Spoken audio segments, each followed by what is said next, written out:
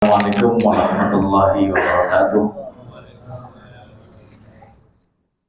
Alhamdulillahi rabbil alamin alladzi bi ni'matihi tatimmus shalihat.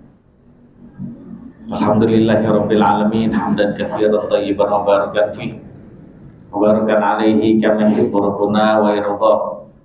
Wa asyhadu an la ilaha illallah wahdahu la syarika lah.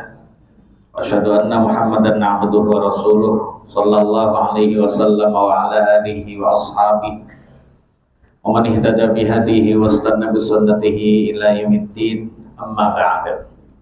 Bapak Ibu jamaah Masjid Nurul Ikhlas yang dimuliakan oleh Allah, alhamdulillah segala puji dan syukur kita selalu panjatkan kehadirat Allah. Segala limpahan nikmat dan karunia yang begitu banyak dan melimpah, kondisi kita kena musibah juga enggak, alhamdulillah. Negeri kita morat-marit kacau juga, alhamdulillah enggak. Rezeki kita seret sehingga kita kelaparan, itu enggak cuma lapar, kelaparan juga tidak, jemaah sekalian. Kemudian ya kita pulang nih bisa tidur, jemaah sekalian, di rumah yang nyaman, hujan gak kehujanan, panas gak kepanasan.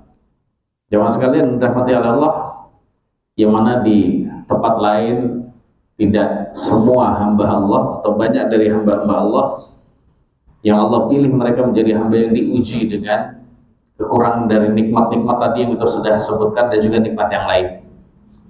Jemaah sekalian ya yang dirahmati oleh Allah Subhanahu wa taala, bersama-sama kita syukuri, kita jadikan nikmat tersebut sebagai modal utama, modal pokok kita, jemaah sekalian, dalam rangka perjalanan kita menuju Allah Subhanahu wa taala.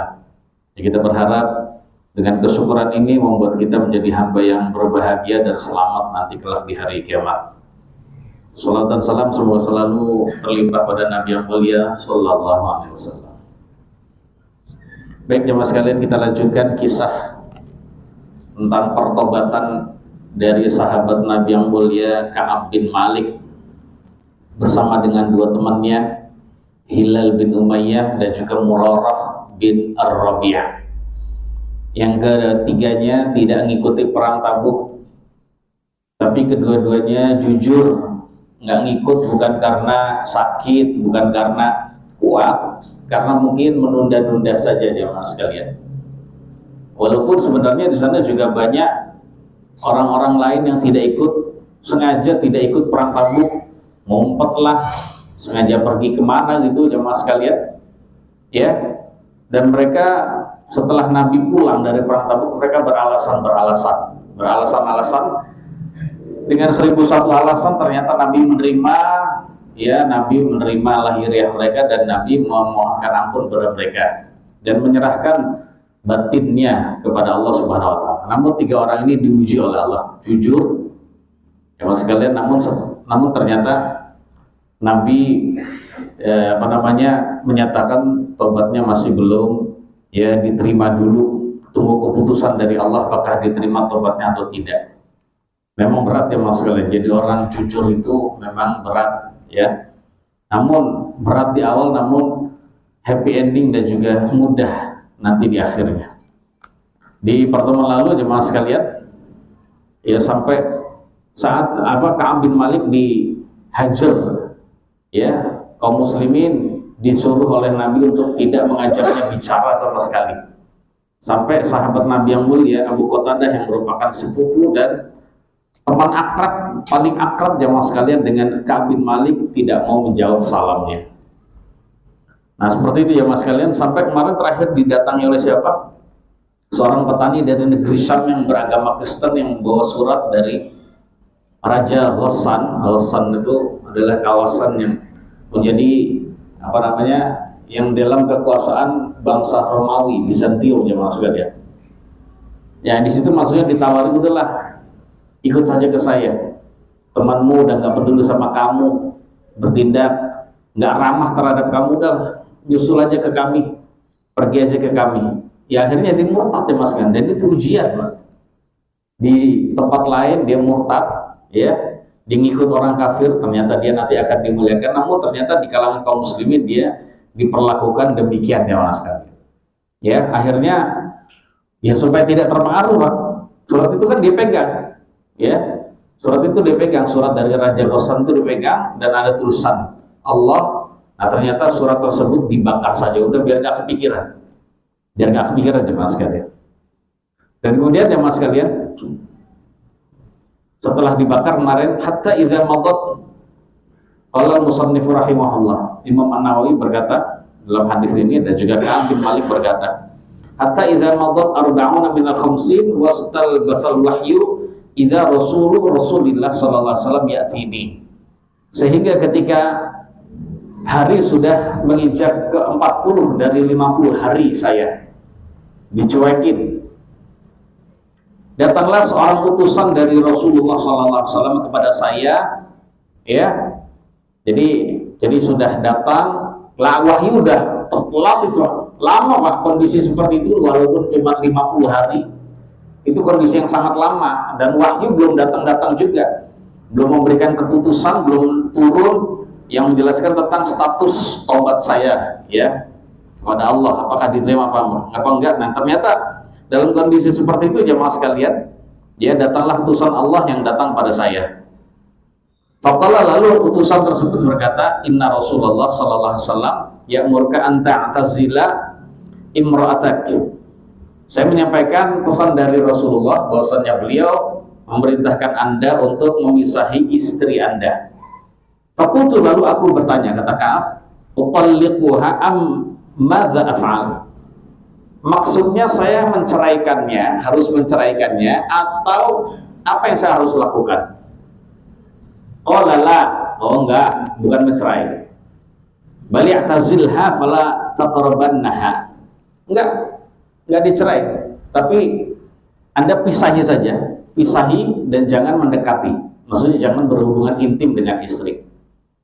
Wa arsala ilayya sahibayya, wa arsala ilayya ila sahibayya bimithli dzalik, dan dua teman yang lain yang tidak diterima taubatnya, dan kedua-duanya dalam kondisi nangis terus Pak, karena usianya udah tua gitu ya. Udah tua namun ternyata berbuat salah, menangisi maksiatannya sendiri. Dan Nabi SAW juga mengutus utusan kepada dua teman saya dengan membawa pesan yang sama. Ya, Faja'at imra'atu Hilal bin Umayyah Rasulullah sallallahu alaihi wasallam faqalat lahu. Lalu istrinya Hilal bin Umayyah, kan Hilal disuruh memisahinya juga. Hilal bin Umayyah itu suruh memisahinya. Kemudian ternyata istrinya berkata kepada Nabi, datang kepada Nabi dan juga berkata kepada beliau, musuli jamaah sekalian, ya Rasulullah, inna Hilal bin Umayyah syaikhun dha'i' laysa lahu khadim. Fahal takrahu an akhdumahu? Wahai Rasulullah, sesungguhnya Hilal bin Umayyah suami saya adalah seorang yang sudah tua, tidak memiliki pelayan. Apakah Anda tetap tidak memperbolehkan saya untuk melayani dia? Ya sudahlah, yang penting dia tidak berhubungan intim dengan saya, tapi boleh nggak saya melayani dia? Apakah Anda nggak suka saya melayani dia? Qala la, walakin la yaqrabannaki. Tidak mengapa. Jadi tidak mengapa kamu melayani dia, tapi janganlah dia mendekati kamu. Mana mendekati berhubungan intim. Faqalat innahu wallahi ma bihi min harakatin ila syai'in wa wallahi ma zala yabki mudzu an kana min amrihi ma kana ila yaumihi hadza. Terus istrinya menjawab, jemaah sekalian. Istrinya menjawab, demi Allah, ya, dia itu tidak memiliki gerakan sama sekali, nggak ada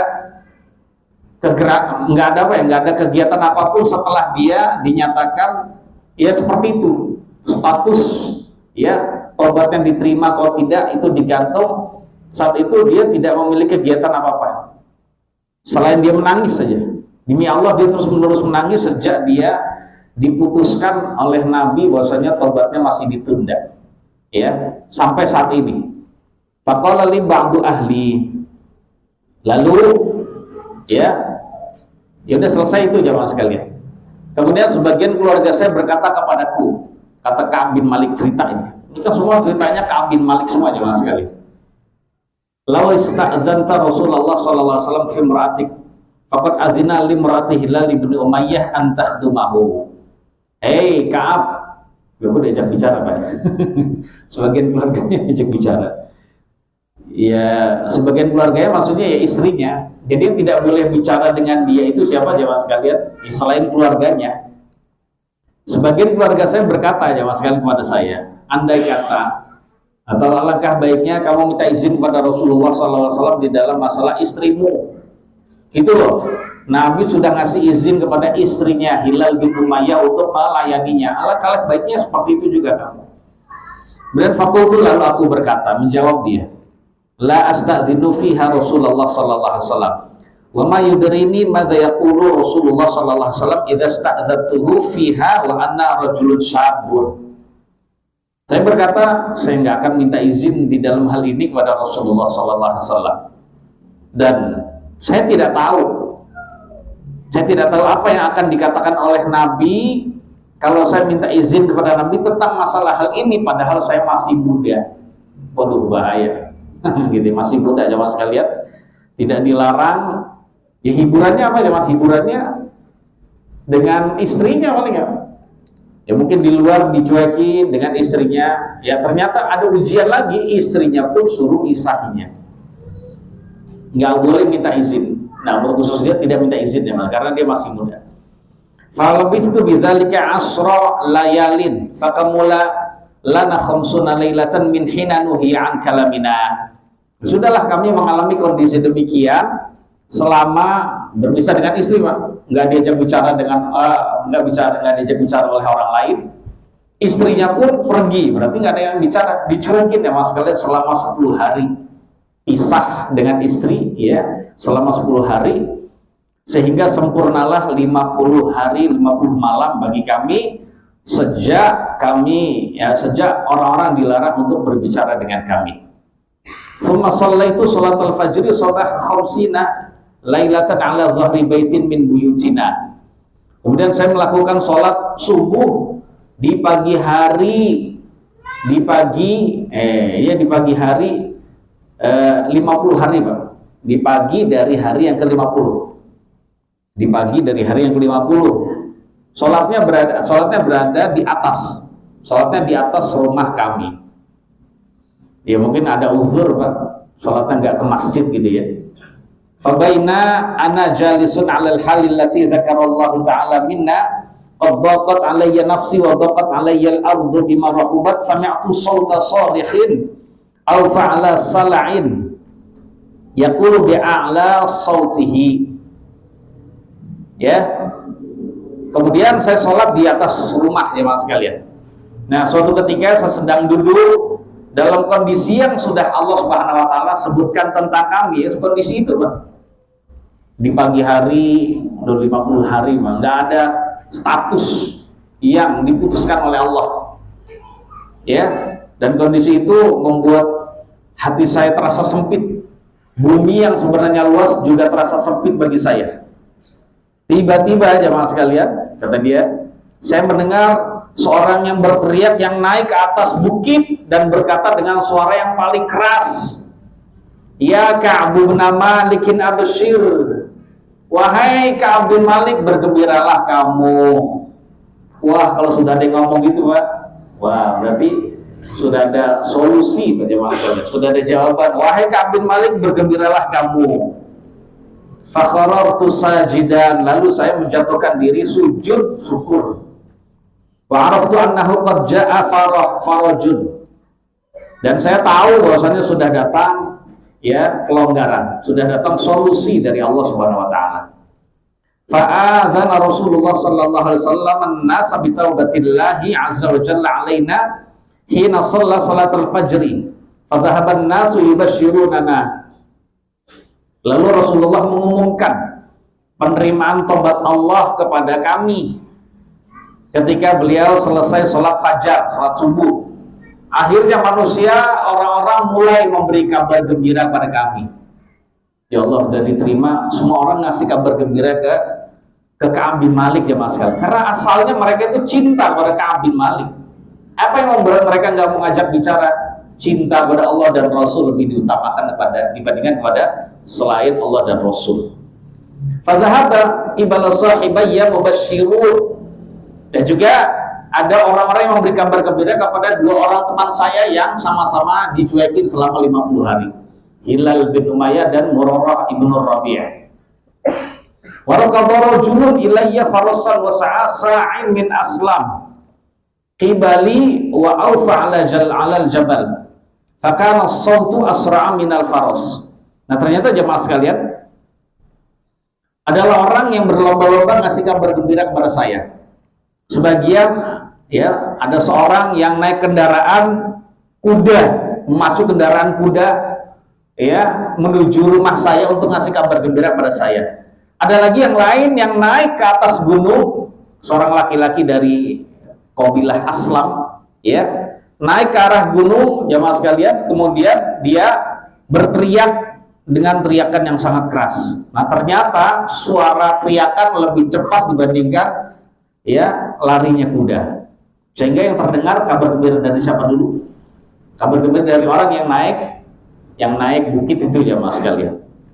Falamma ja'anil ladzi sami'tu sautahu yubasyshiruni naza'tu lahu thawbayya fakasautuhuma iyyahu bi bisyaratihi.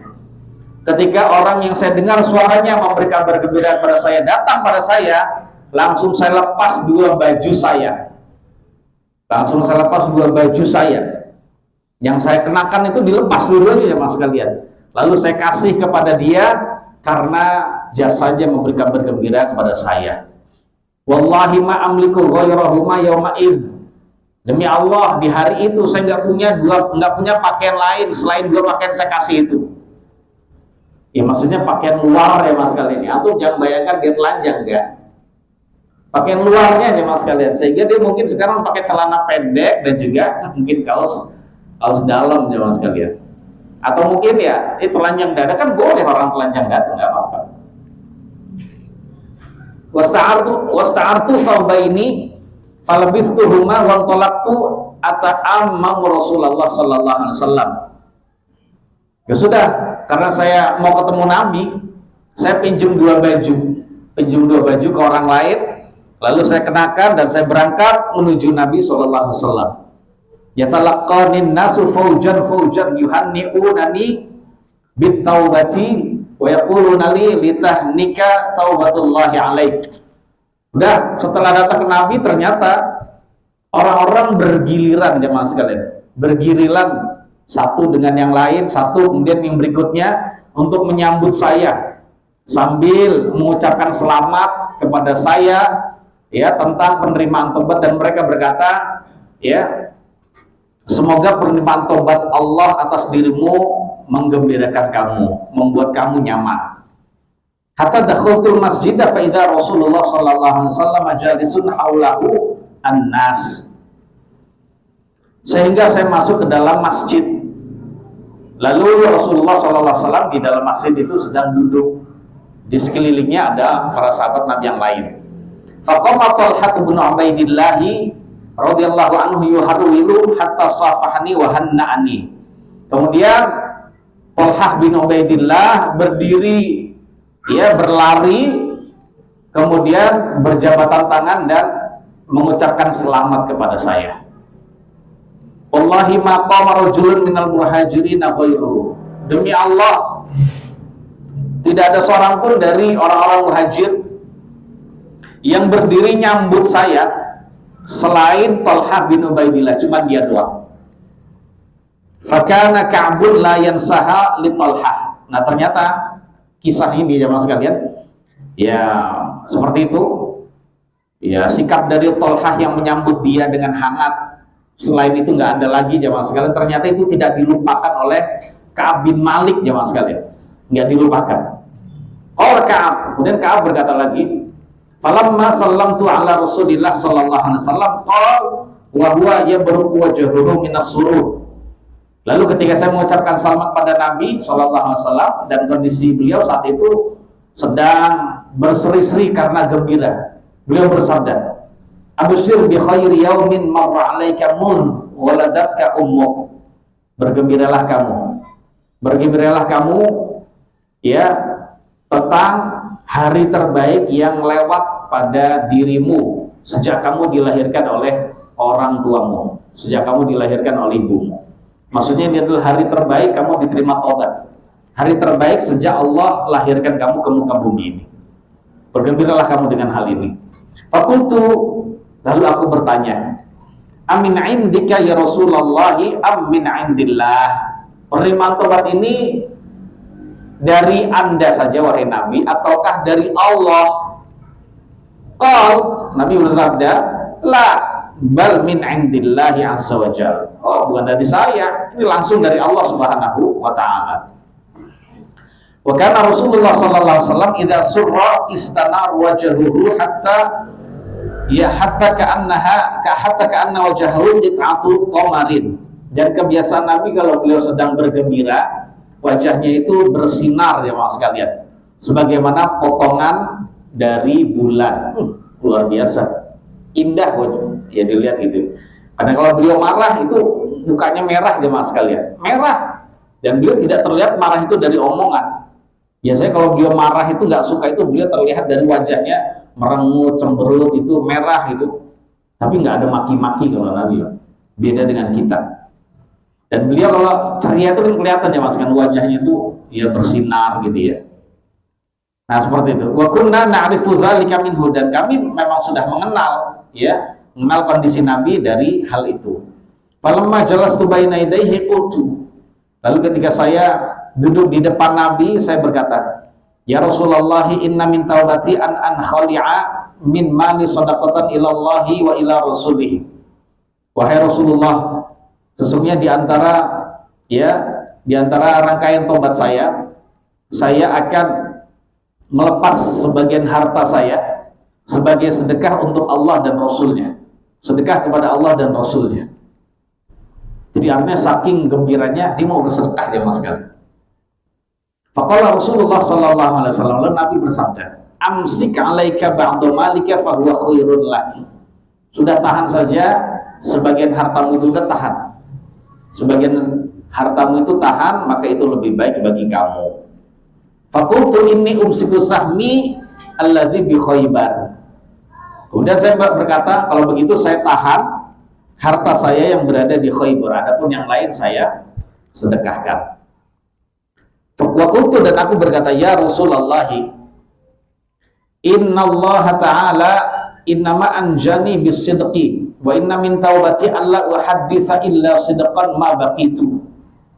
Wahai Rasulullah, sesungguhnya Allah semata-mata telah menyelamatkan saya karena kejujuran. Ya, karena kejujuran. Dan sungguh di antara rangkaian tobatku, saya tidak akan bercerita, tidak akan berbicara melainkan yang jujur selama umur hidup saya atau dalam sisa umur hidup saya ini. Wallahi ma'alimtu ahadan minal muslimin ablahu Allah ta'ala fi sidqil hadithi munzu zakartu zalika li Rasulillah sallallahu alaihi wasallam ahsana mimma ablani Allah ta'ala. Demi Allah tidak ada seorang pun, saya tidak mengetahui seorang pun dari kaum muslimin yang diberi nikmat oleh Allah, diberi ujian plus nikmat juga oleh Allah di dalam masalah ucapan yang jujur sejak saya menceritakan itu kepada Nabi, yang lebih baik nikmat tersebut daripada nikmat yang Allah berikan pada saya. Saya lah orang yang terbaik, orang yang paling bahagia diberikan nikmat oleh Allah tentang masalah kejujuran. Awalnya saja jamaah sekalian, orang jujur itu seperti hina, tapi ternyata dia orang mulia, Pak. Ya betapa tidak jemaah sekalian, ternyata kisah dia itu diabadikan di dalam Al-Quran yang dibaca sampai hari kiamat. Itu karena kejujuran jemaah sekalian. Dan orang-orang yang nggak jujur datang kepada Nabi, alasan ternyata juga diabadikan di dalam Al-Quran dalam ungkapan dicaci maki, Pak, dicela dan direndahkan jemaah sekalian, diganti jemaah sekalian. Dan itu dalam surat At-Taubah. Wallahi ma ta'ammattu kadzbatan munzu qultu dzalika li Rasulillah sallallahu alaihi wasallam ila yaumi hadza. Demi Allah, saya tidak pernah sengaja melakukan satu dusta, tidak pernah sengaja mengucapkan satu dusta sejak saya mengatakan hal itu pada Rasulullah sallallahu alaihi wasallam sampai hari ini. Wa inni la arju an yahfadhani Allah taala fi ma baqi. Dan saya juga berharap agar Allah menjaga saya dari ucapan dusta di umur sisa saya ini. Yang lalu saya tidak pernah dusta, dan semoga Allah menjaga saya dari dusta di hari berikutnya. Qala fa anzalallahu taala. Kemudian Allah Subhanahu wa taala menurunkan ayat. Laqad taballahu 'alan nabiyyi wal muhajirin wal ansaril ladzina tabauhu fi sa'atil 'usrah. Sungguh Allah menerima taubat kepada nabi, orang-orang muhajir dan orang-orang ansar yang mengikuti nabi untuk perang Tabuk di saat-saat sulit. Makanya perang Tabuk disebut Ghazwatul Usrah, perang dalam kondisi sulit, Pak. Sulit perbekalan. Ya, sulit perbekalan juga. Hatta balagha sampai firman Allah berbunyi innahu bihim raufur rahim. Sesungguhnya Allah Maha belas kasih lagi penyayang terhadap mereka. Wa 'ala salasatil ladzina khulifu. Dan Allah juga menerima taubat kepada 3 orang yang mereka ditunda penerimaan taubatnya. Nah, ditulis, Pak. Ya, ditulis di dalam Al-Qur'an, itu dalam surat At-Taubah, silakan antum lihat. Surat At-Taubah ayat 117 sampai 119. Qala Ka'ab, wallahi ma an'amallahu 'alayya min ni'matin qattu ba'da idh hadaniyallahu lil islami a'zama fi nafsi min sidqi Rasulullah sallallahu alaihi wasallam alla akuna kadzabtuhu. Demi Allah, Allah tidaklah memberi nikmat padaku dengan suatu nikmat sama sekali setelah Allah memberikan saya hidayah Islam yang lebih besar menurut saya daripada kejujuran saya kepada Rasulullah. Daripada kejujuran saya kepada Rasulullah dan tidak dusta kepada beliau. Fa'ahlika kama halakal ladzina kadzabu. Jadi daripada kejujuran saya kepada Rasulullah, tidak dustanya saya kepada Rasulullah sehingga saya binasa sebagaimana binasanya orang-orang yang dusta. Alhamdulillah saya tidak binasa. Innallaha ta'ala qala lil ladzina kadzabu hina anzalal wahya syarra ma qala li ahad. Sesungguhnya Allah telah berfirman tentang orang-orang yang dusta saat dia menurunkan wahyu dengan ucapan yang paling buruk kepada seseorang. Faqala azza wa jalla, Allah Subhanahu wa taala berfirman, sayahlifuna billahi lakum idza qalabatum ilaihim litu'ridu anhum. Mereka akan bersumpah kepada Allah, ya, mereka akan bersumpah demi Allah terhadap kalian ketika mereka telah kembali kepada kalian agar kalian berpaling dari mereka. Fa'aridu anhum innahum rijs. Kalau begitu berpalinglah kamu dari mereka, karena sebenarnya mereka itu adalah najis. Najis ininya maksudnya najis perilakunya, najis ucapannya, dusta itu. Wa ma'wahum jahannam jazaa'an bima kanu yaksibun. Dan tempat kembali mereka adalah jahanam sebagai pembalasan dari perbuatan mereka. Ngeri banget. Yang dusta diancam neraka jahanam. Yahlifuna lakum litardaw anhum. Mereka bersumpah kepada kalian agar kalian ridho, senang, nggak benci sama mereka. Fa in tardaw anhum fa innallaha la yardha 'anil qaumil fasiqin. Jika kalian ridho terhadap mereka, maka ketahuilah sungguhnya Allah nggak ridho pada orang-orang yang fasik. Qala Ka'bun, kunna khullifna ayyuhas salasatu an amri ulaika alladzina qabila minhum Rasulullah sallallahu alaihi wasallam hina khalafu lahu wasfabaya'ahum wastaghfar lahum wa arja'a Rasulullah sallallahu alaihi wasallam amrana hatta qadallahu ta'ala fihi. Jadi kata Ka'ab bin Malik, kami memang bukan sengaja, kami memang tertinggal dari perang Tabuk. Kami memang tertinggal dari perang Tabuk bersama dengan mereka yang Nabi terima alasannya ketika mereka bersumpah kepada Nabi. Lalu Nabi baiat mereka, janji sumpah mereka, dan Nabi mohonkan ampun. Dan ternyata Nabi SAW menunda penerimaan tobat kami sampai Allah sendiri yang memutuskannya. Fabidzalika qala ta'ala, dan oleh karena itu Allah Subhanahu wa taala berfirman, wa 'ala thalathatil ladzina khulifu. Dan seterusnya jemaah sekalian, riwayatnya selesai. Wa fi riwayatin anna Nabiy sallallahu alaihi wasallam kharaja fi ghazwati Tabuk yaumal khamis wa kana yuhibbu an yakhruja yaumal khamis. Dan dalam suatu riwayat dijelaskan kata Imam An-Nawawi, sesungguhnya Nabi sallallahu alaihi wasallam keluar menuju perang Tabuk pada hari Kamis. Dan memang beliau senang untuk keluar menuju safar di hari Kamis, Pak. Jadi sunnahnya kalau mau safar, kalau bisa di hari Kamis itu lebih baik. Nah, besoknya antum mungkin mau mudik ya mas sekalian, pilih hari Kamis. Karena Nabi senang hari Kamis, maka kita senang juga, Pak. Maka saat itu dapat pahala. Wa fi riwayatin wa kana la yaqdumu min safarin illa naharan fi duha. Dan juga dalam suatu riwayat, dan kebiasaan Nabi, beliau tidaklah datang dari safar melainkan siang di waktu duha. Nggak datangnya malam-malam, enggak. Sebab kalau datang malam-malam terjadi apa, Pak? Tiba-tiba datang malam, istrinya lagi tidur, mulutnya bau, mohon maaf, kemudian rambutnya kusut, belum bersiap-siap nyambut, Pak. Ya kalau datangnya siang-siang kan istri kan mandi dulu gitu ya, sudah berhias dulu untuk menyambut kedatangan suami. Tapi kalau sekarang enak, Pak, telepon gitu ya, Dek, aku mau datang, wah dia siap-siap gitu. Jam berapa mas? Oh, malam nggak apa-apa ya, malam nggak apa-apa juga dibukain pintu gitu. Fa idza qadima bada'a bil masjid fa shalla fihi rak'ataini tsumma jalasa fi. Lalu ketika beliau datang dari safar, beliau lebih dahulu datangnya ke masjid, Pak. Karena masjid rumah samping rumahnya gitu. Datang ke masjid lalu memulai untuk melakukan salat sunnah 2 rakaat tahiyatul masjid. Kemudian baru duduk di masjid. Ya seperti itu. Wallahu a'lam. Selesai jemaah sekalian, hadisnya panjang banget. Kita akan langsung bacakan kandungan dari hadis ini. Hadis yang mulia ini jemaah sekalian, ini dulu enggak semuanya Pak ya, tapi saya pilih-pilih saja. Hadis yang mulia ini jemaah sekalian menunjukkan pelajaran yang bisa kita ambil adalah bolehnya kita bercerita tentang nikmat Allah kepada orang lain. Kalau kita dapat nikmat, Pak, boleh ceritain kepada orang lain. Ya.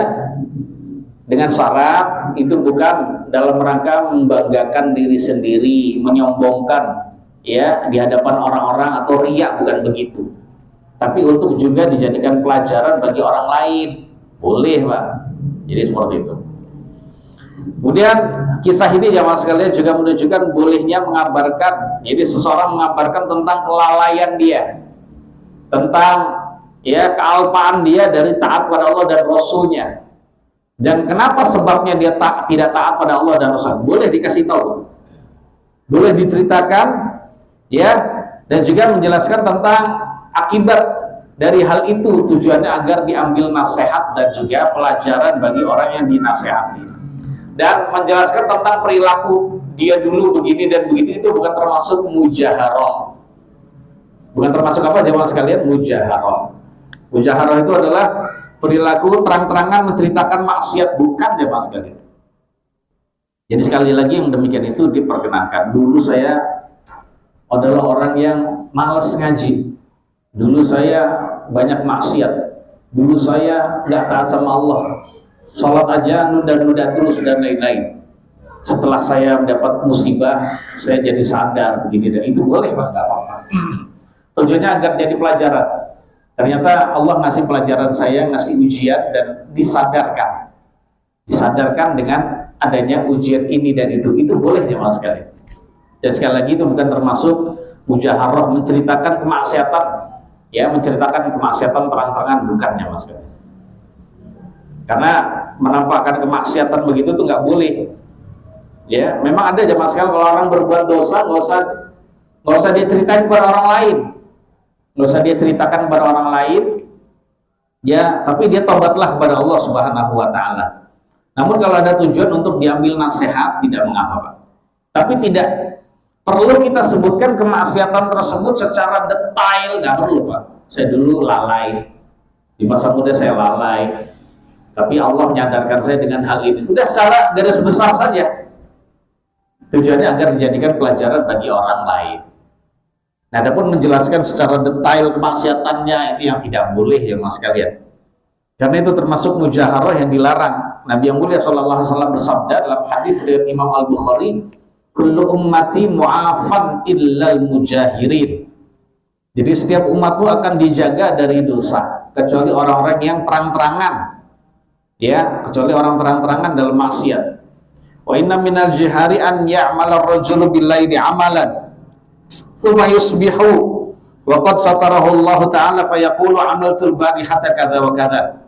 Wa qad bata yasuruhu rabbuhu wa yusbihu yakshifu sitrallahi anhu. Dan ternyata termasuk mujaharah, perbuatan mujaharah. Ada orang berbuat dosa tapi dia tidak dijaga dari dosa-dosanya, tidak diampuni oleh Allah. Itu perbuatan mujaharah. Nah, termasuk mujaharah atau jihar adalah seseorang melakukan perbuatan dosa di waktu malam misalnya. Kemudian pagi hari dia padahal yang Allah Subhanahu wa taala sudah tutupi dia. Nggak ada yang tahu dia berbuat dosa di waktu malam, tapi dia malah ngomong, tadi malam saya melakukan ini dan itu. Gitu. Saya melakukan ini dan itu. Jadi padahal di waktu malam Allah sudah tutupi, di pagi hari malah dia buka tutup Allah itu. Nah, seperti itu jamaah sekalian. Jadi tidak boleh ya, jelaskan satu persatu. Kemudian jamaah yang dibolehkan oleh Allah, kisah ini juga menunjukkan as-sitru wal kitman idza tadammana mafsadatan lam yajuz. Jadi menyembunyikan, jamaah sekalian yang dirahmati oleh Allah, menyembunyikan perkara kalau memang itu mengandung mafsadat maka itu tidak boleh. Ya contohnya itu tadi yang menyembunyikan, ya tidak terus terang, tidak jujur ya mas sekalian. Ya, jadi itu namanya menyembunyikan dan menyimpan. Kalau itu ternyata mengandung mafsadat, ya ternyata mafsadat itu apa? Ya berupa itu tadi orang munafik dicela oleh Allah Subhanahu Wa Taala, dijelek-jelekin di dalam firman Allah Subhanahu Wa Taala karena kedustaan itu. Karena tidak terang-terangan, maka yang seperti itu tidak boleh. Sudah bilang saja terus terang, kondisi saya sebenarnya mampu, cuman saya menunda-nunda saja wahai Rasulullah. Itu lebih baik. Walaupun awalnya jemaah sekalian itu dijauhi, tidak disukai, ya orang lain marah, tapi ternyata Allah Subhanahu wa taala akan membuat orang lain suka sama kita nanti. Ya tinggal tunggu saja jemaah sekalian. Kemudian kisah ini juga menunjukkan bahwasanya seorang hamba ketika dia mendapatkan kesempatan baik untuk mendekatkan diri kepada Allah, untuk taat, untuk melakukan ibadah yang disyariatkan ya mas sekalian, maka dia harus bertekad melaksanakannya dengan segera, tidak nunda-nunda. Contohnya kayak Ka'ab bin Malik, dia ada kesempatan untuk dapat ibadah yang besar yaitu jihad, tapi dia nunda-nunda. Ya, dia nunda-nunda, dia taswir, saya bisa kok, entar, namun ternyata ketinggalan, nggak bisa nyusul jemaah sekalian. Waktunya telat. Nah, kalau kita tidak demikian, ini adalah pelajaran bagi kita semua. Jadi jangan sampai jemaah sekalian kita baru tahu ternyata kita adalah orang yang kurang itu setelah kita mati jemaah sekalian. Karena mati itu kita tidak tahu. Makanya sebagian ulama salaf itu mengajarkan kita untuk mengambil kesempatan umur kita ini. La taqa'udu faraghan fa innal mauta yatlubukum. Jangan kalian duduk itu dalam kondisi nggak ada kegiatan apa-apa, nganggur gitu saja. Duduknya boleh Pak, tapi duduk nganggur, nggak mendapatkan kebaikan apapun dunia atau akhirat atau kedua-duanya, itu tidak boleh karena kematian akan selalu mencari kalian.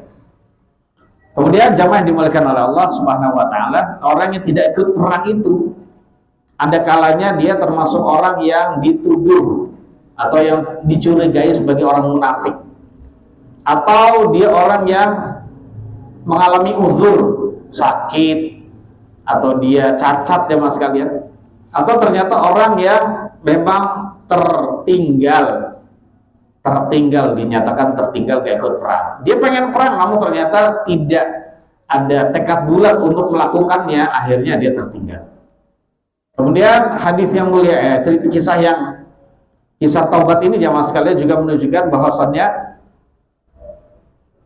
ya jamaah sekalian yang dirahmati Allah, seorang pemimpin selayaknya dia tidak menyia-nyiakan, tidak mengabaikan orang yang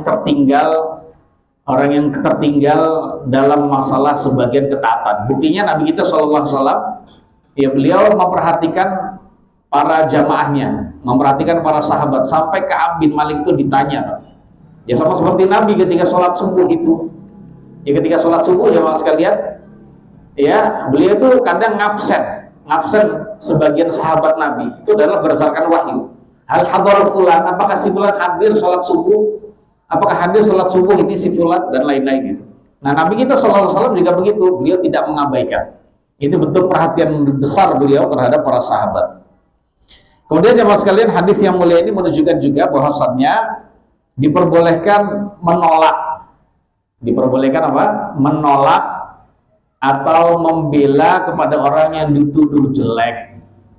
Jadi kalau ada orang yang dituduh jelek, jemaah sekalian, kita diperbolehkan dan disyariatkan untuk membela jemaah sekalian. Kalau kita memang tahu orang yang dituduh jelek atau orang yang digibah itu jemaah sekalian adalah orang yang baik sebenarnya, ada kekurangan, namanya setiap orang ada kekurangan. Nah, kalau kita tahu dia adalah orang yang baik, maka kita dianjurkan untuk membelanya. Ya, seperti ya Mu'adz bin Jabal membela Ka'ab bin Malik. Bahwasanya setahu saya dia orang baik. Setahu saya adalah orang baik. Jadi seperti itu ya mas sekalian. Jadi jangan sampai kita menjadi orang yang yang malah iyain, padahal kita tahu dia tidak seperti itu. Ingat ya mas sekalian yang dirahmati oleh Allah, itu sebagai bentuk cinta kita pada sahabat, kepada saudara kita sama kaum muslimin. Karena kalau kita bisa membela dia, menolak gibah dari dia, Allah akan menolak siksa neraka juga dari kita ya mas sekalian. Dalam hadis riwayat Imam At-Tirmidzi, Nabi kita sallallahu alaihi wasallam bersabda, "Man radda an 'irdi akhihi raddallahu an wajhihi an-nar yaumil qiyamah." Barang siapa yang menolak gibah dari saudaranya, saudaranya digibah, dia bela, Pak, dia tolak. Baik itu sebelum digibah atau setelah digibah. Sebelum digibah, ini mau ke gibah nih kayaknya, ganti-ganti yang lain, ganti. Jangan ngomongin orang dah, kita ganti yang lain, ganti topik aja. Atau sudah digibah ya mas, sekarang kita kalian ini kayaknya lagi makan daging saudara kalian deh ya. Nggak layak kalian seperti itu.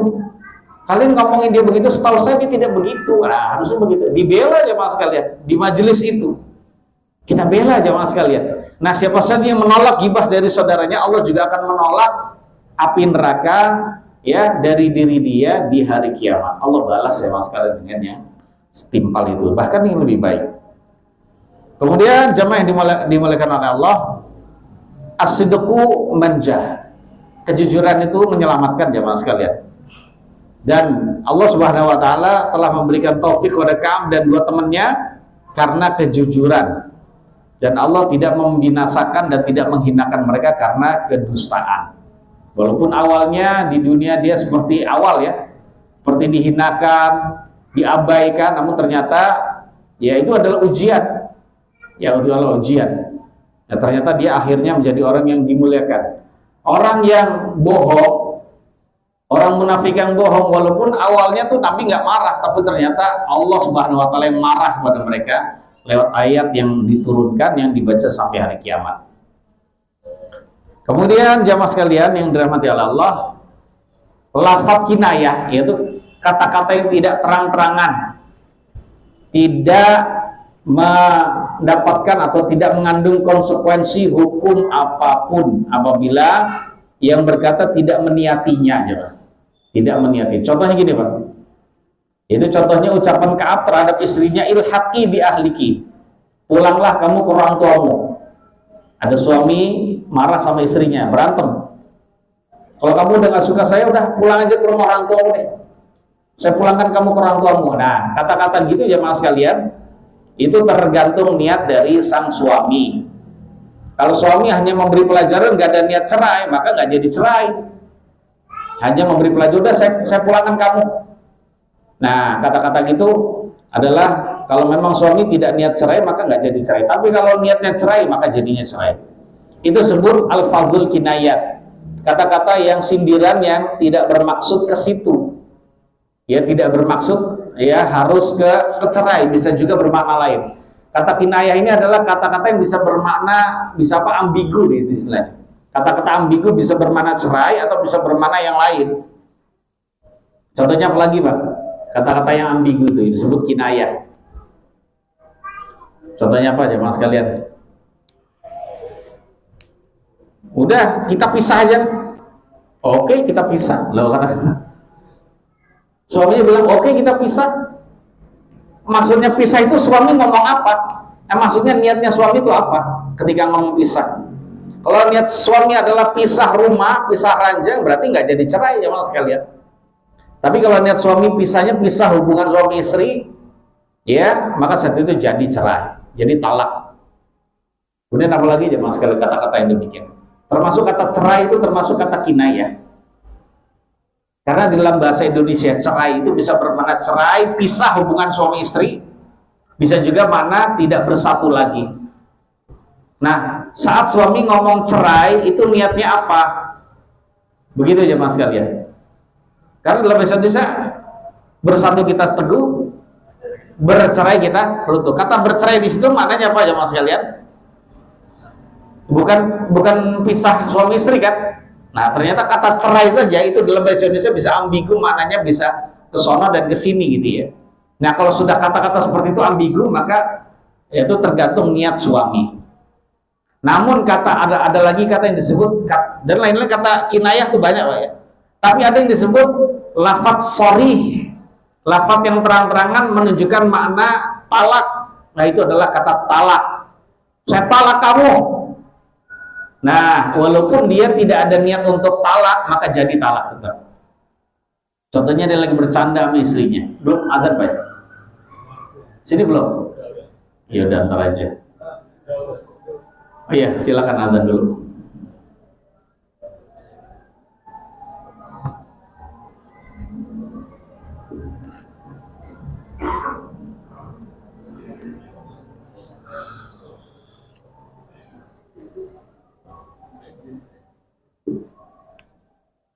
Bismillah.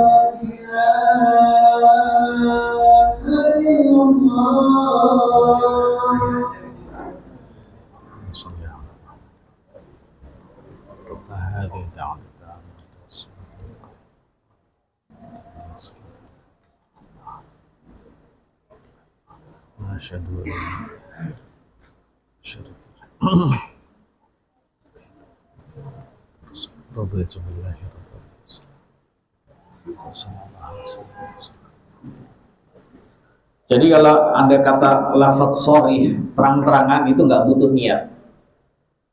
Artinya seorang suami kalau dia mengatakan pada istrinya, walaupun dia bercanda, Pak, lagi bercanda-canda sama istrinya, "Dek, saya talak kamu loh," langsung jadi talak, Pak, walaupun dia nggak ada niat, cuma main-main. Nah, di sini tidak ada istilah main-main. Makanya Nabi SAW pernah bersabda, "Salasun jidduhunna jiddun wa hazluhunna jiddun." Jadi ada 3 perkara yang seriusnya itu jadi, bercandanya juga jadi. 3 perkara itu, pertama an-nikah, wa thalaq, wa raj'ah. Nikah, talak, dan rujuk. Ini nggak boleh bermain-main, nggak boleh dimain-main jemaah sekalian.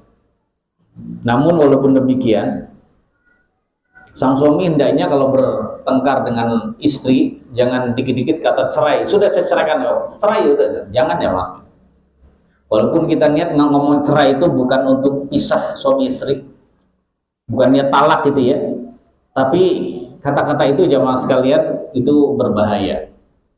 Biarin aja istri nantang-nantang. Istri nantang ini, ceraikan saya kalau kamu jantan. Nah, kita sebagai laki-laki yang jantan justru jangan nurutin. Karena laki-laki yang jantan itu adalah laki-laki yang bisa mengendalikan hawa nafsu kita. Biarin aja. Soalnya tuh kalau kita kan jadi kan bodoh ya mas sekalian. Kita dikatakan jantan kalau kita menceraikan, kalau nggak menceraikan nggak jantan, itu bodoh ya, nggak benar. Justru jantannya kita kalau kita bisa mengendalikan hawa nafsu kita. Biarin aja. Dia pergi sebentar lah, antum kemana kayak gitu. Pergi sebentar, habis itu pulang lagi. Karena biasanya kemarahan itu pada saat itu saja. Kemarahan pada saat itu saja. Dan tentang masalah cerai, ya jemaah sekalian, ya antum hendaknya belajar juga fikih cerai. Fikih cerai itu tujuannya untuk menghargai wanita. Karena sekesel-keselnya dengan istri, dia akan menghargai istri, nggak gampang mengucapkan kata-kata cerai. Dan dia tahu kapan mengucapkan kata cerai itu.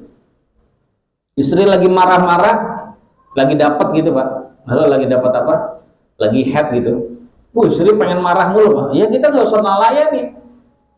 Kita pengen nggak jadi Pak. Karena kita pengen apa? Kita sudah tahu bahwasanya menceraikan istri saat haid itu nggak boleh, akhirnya nggak dicerai. Udah nanti kalau selesai dari haid, ya sudah suci, saya cerai. Coba ya aja. Ternyata ketika istrinya suci, mandi dari haid, sholat, marahan itu udah nggak ada jamaah sekalian. Karena kemarahan itu adalah awal saja, gitu ya. Hanya awal saja itu. Nah ternyata pas istrinya suci, habis mandi, ya besar ya masalah mandi haid, sholat, ya ternyata dia pengen berhubungan, ya nggak jadi, nggak jadi marah, nggak jadi cerai gitu. Atau sudah suci, istrinya suci tapi sudah pernah berhubungan, itu juga tidak boleh. Suci yang pernah berhubungan intim itu tidak boleh menceraikan istrinya. Karena menceraikan istri dalam kondisi haid atau dalam kondisi suci tapi sudah berhubungan, itu adalah talak bid'ah namanya. Talak bid'ah, dan itu berdosa aja, masalah tidak boleh. Hukumnya haram. Nggak boleh.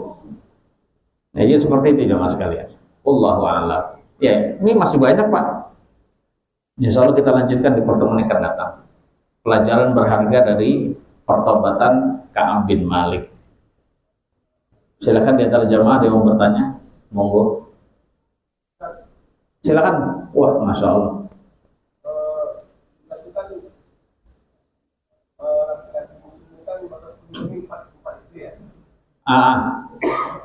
Kalau seandainya ada seorang tinggal satu, apakah dia menunggu lagi biar di 4 kali jadi 5? Aduh, Bu, ini pertanyaan dengar nggak Bu? Iya, kata beliau ini kata penanya, suami atau sang laki-laki itu kan punya jatah istri 4 gitu ya. Kalau istri meninggal. Kalau istri meninggal, apakah dia boleh menyempurnakan lagi? Ya boleh, nggak apa-apa. Karena laki-laki itu tidak ada istilah yang namanya iddah, jamaah sekalian. Istri yang keempat meninggal, ya sudah, atau istri salah satu dari 4 istri meninggal, keesokan harinya dia boleh menyempurnakan lagi jadi 4 lagi. Nah, kalau cerai dari 4 ini beda. Gini. Misalnya mencerai salah satu dari 4 istrinya. Nah, istri kalau sudah dicerai jadi, Pak. Sudah jadi itu cerai. Maka saat itu ada iddahnya. Nah, istri dalam masa iddah, dia nggak boleh nikah lagi langsung dengan pria lain. Nah, terus bagaimana dengan pria? Apakah langsung boleh? Nggak boleh tetap. Karena ketika istri dalam masa iddah, walaupun sudah dicerai dan dia dalam masa iddah, hukumnya dia masih istri kita. Dan kita masih suami dia. Dan masih terikat dengan hak dan kewajiban. Istri nggak boleh keluar dari rumah, walaupun pengadilan sudah mengetuk, istri harus di rumah dan suami nggak boleh ngusir. Keluar kamu di rumah saya. Itu udah resmi bercerai, nggak boleh, dosa. Istri minta keluar dosa, suami ngusir juga dosa. Jadi begitu. Nah, dalam kondisi begitu tetap harus melaksanakan hak dan kewajibannya. Seperti itu. Nah, karena ketika itu dia masih hukumnya istri kita, maka hukumnya juga kita masih dianggap beristri 4. Jadi jangan menikah dulu sampai habis iddahnya istri, nggak usah kita rujuk. Jadi karena kan memang dia nggak layak dirujuk, karena akhlaknya buruk misalnya, nggak layak untuk dirujuk. Dia sudah habis masa iddah, maka saat itu kita boleh menikah dengan perempuan yang lain. Itu kalau kondisi kondisi istri atau memiliki 4 orang istri. Tapi kalau istri cuma 1, 2, 3, satunya dicerai masih dalam masa iddah, boleh nikah yang lain lagi, nggak apa-apa. Yang tidak boleh kalau tadi gimana jemaah sekalian, sudah memiliki 4 orang istri. Paham tuh? Afwan. Itu termasuk fikih cerai jemaah sekalian. Pertanyaan mungkin, iddahnya istri kalau jadi cerai berapa? Nah, iddahnya itu bisa 3 kali sucian atau 3 kali haid. Untuk detailnya antum datang ke saya, nanti saya kasih perhitungannya gitu. Soalnya kalau jelasin pokoknya gitu saja secara garis besarnya. Dan itu harus diketahui oleh suami dan istri yang sudah cerai tapinya. 3 sucian atau 3 haitan. Begitu. Nah, kalau sudah melampaui iddah itu silakan sempurnakan lagi jadi 4. Wallahu a'lam. Ada lagi Pak, silakan. Silakan Pak. Wudu.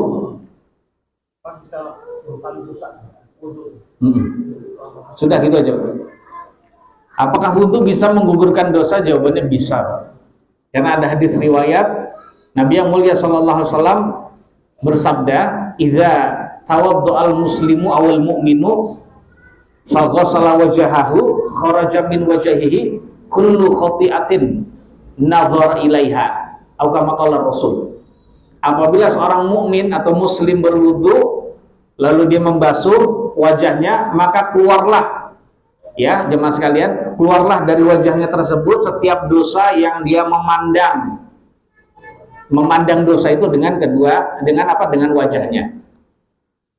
Paham nggak jemaah sekalian? Keluarnya bersama akhir qatril bersama tetesan terakhir dari air kita itu. Jadi pas lagi wudhu membasuh wajah kan netes-netes sih Pak, itu bersama dengan akhir dari tetesan atau bersama dengan tetesan itu, saat itu jemaah sekalian, ya dosa-dosa kita keluar dari wajah. Dosa yang kita perbuat lewat wajah kita banyak Pak, memandang gitu ya, kadang mencium gitu misalnya gitu, dan lain-lain. Kemudian kalau kita membasuh tangan, maka keluarlah kesalahan-kesalahan dan dosa-dosa yang pernah kita lakukan dengan tangan bersama dengan tetesan dari air itu. Ya, dosa yang dilakukan oleh tangan juga banyak, Pak. Begitu juga sampai kita membasuh kaki. Jadi seperti itu. Kaki kita juga banyak dosa. Nah, ternyata kata Nabi hatta yakhruja naqiyan minadz-dzunub, sehingga dia keluar dari dosa-dosa. Selesai wudhu dia bersih dari dosa-dosa.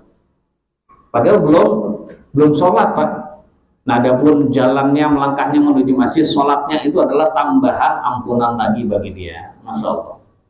Kalau dia dari wudhunya udah bersih dari dosa, maka ketika ampunan itu tetap didapatkan dengan dia berjalan, menunggu sholat, kemudian dia sholat, kemudian berjalan lagi ke rumah, maka semua itu akan berwujud diganti, ya, diwujudkan menjadi ampunan, menjadi apa? Menjadi derajat atau kebaikan bagi dia. Jadi derajatnya ditinggikan dan juga kebaikan serta pahalanya ditulis untuk dia. Jadi nggak rugi jemaah sekalian, ya nggak rugi. Wallahu a'lam. Seperti itu, Pak. Ada lagi silakan. Cukup, kalau tidak ada kita sudahi. Semoga kisah Ka'ab bin Malik ini menginspirasi kita sehingga kita menjadi hamba-hamba yang ahli bertobat, hamba-hamba yang selalu jujur dalam ucapan dan tindakan kita, sehingga Allah berkahi hidup kita selama hayat masih di kandung badan. Sallallahu alaihi nabiyina Muhammad wa alihi wasallam. Subhanakallahumma bihamdik asyhadu an la ilaha illa anta astaghfiruka wa atubu ilaik. Wassalamualaikum warahmatullahi wabarakatuh.